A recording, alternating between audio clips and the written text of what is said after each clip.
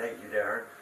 Really Thank is. you very much. Really is. It must seem strange for you sitting here on board the Steve Irwin. It's a long way from the days when you and Lynn were sitting there trying to, run a very small sanctuary.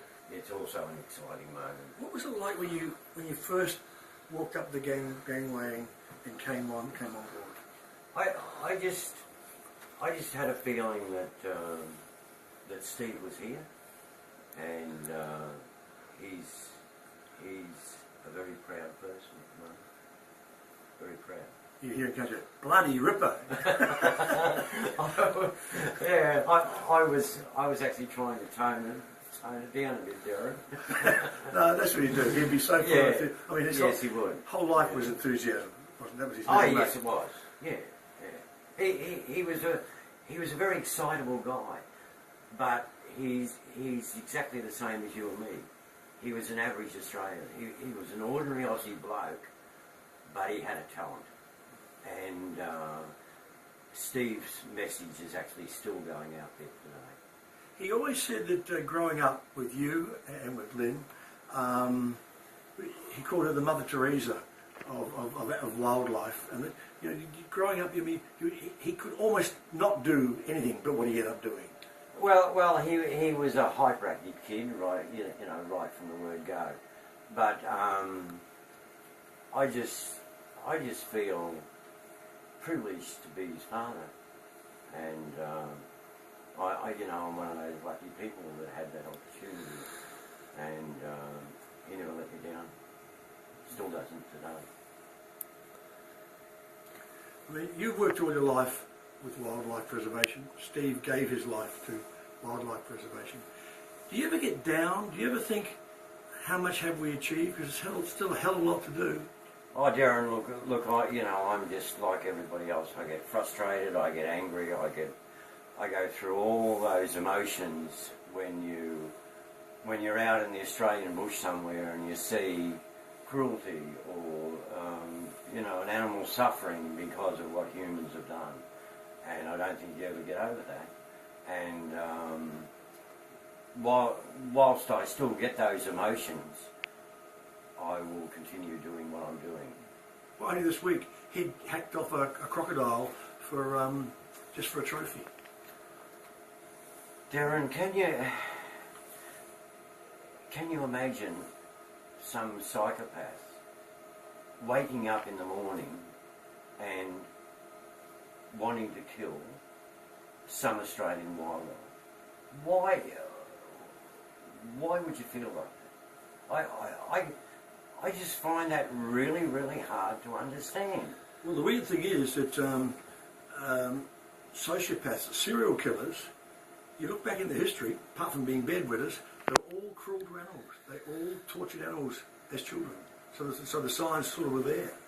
Derryn, I think we've become a society that is more concerned with greed and corruption than taking care of this earth of ours. I used to always say we treat the planet like it belongs to somebody else, and I think that probably still exists. Let's talk about something close to your heart and mine and Colin Riddell's. Dugongs and sea turtles. Where are you getting with that? I mean, it's 4 or 5 years since we started this campaign to try and save the dugong. Where are we getting with this? We are, I believe we are, slowly winning the battle.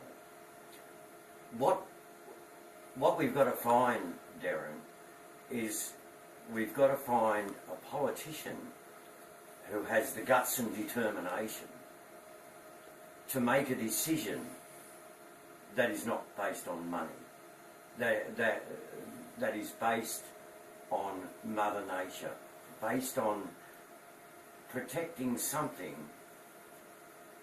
that we've been given the opportunity to actually enjoy. But you see, your big problem, and you're fighting this one, is the idea about traditional hunting for Aboriginals. Traditional hunting.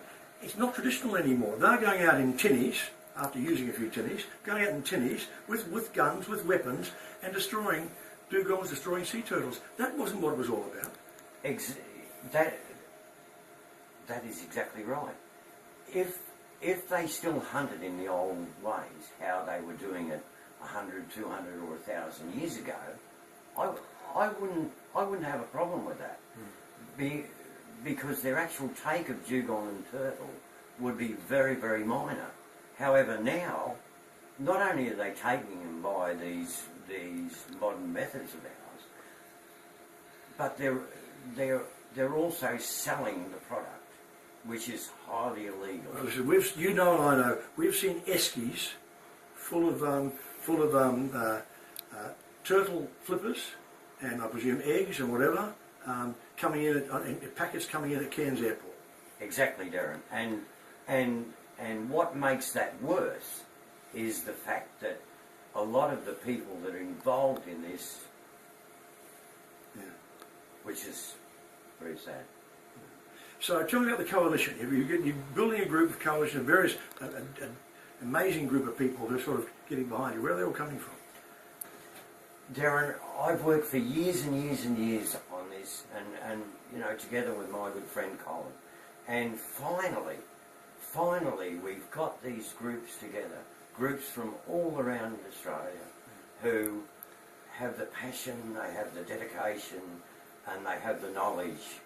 And I think this is the most exciting thing that's happened to Colin and I for years and years and years. And I'm just grateful to be sitting in this chair here. On the Steve Irwin. On the Steve Irwin. However, you know, I don't think they'll give me permission to take it out of the harbour. Now, for a while there, you flirted with politics. I call it the Mad Catter's Tea Party. Where do you stand now? Have you given up on that? You're going back to what you know best?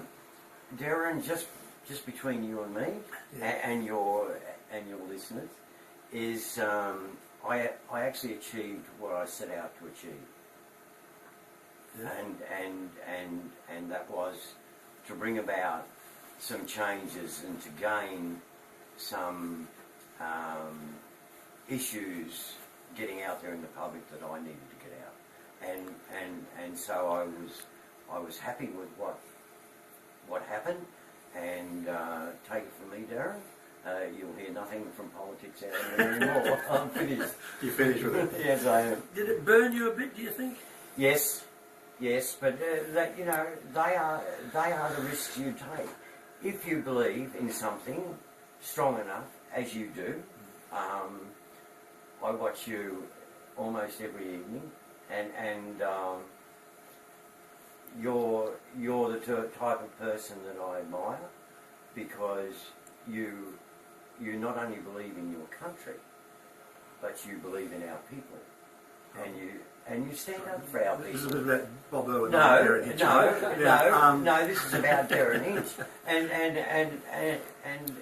it's about Australians like Dick Smith, who are prepared to sacrifice themselves for their country and their people, and I just admire that.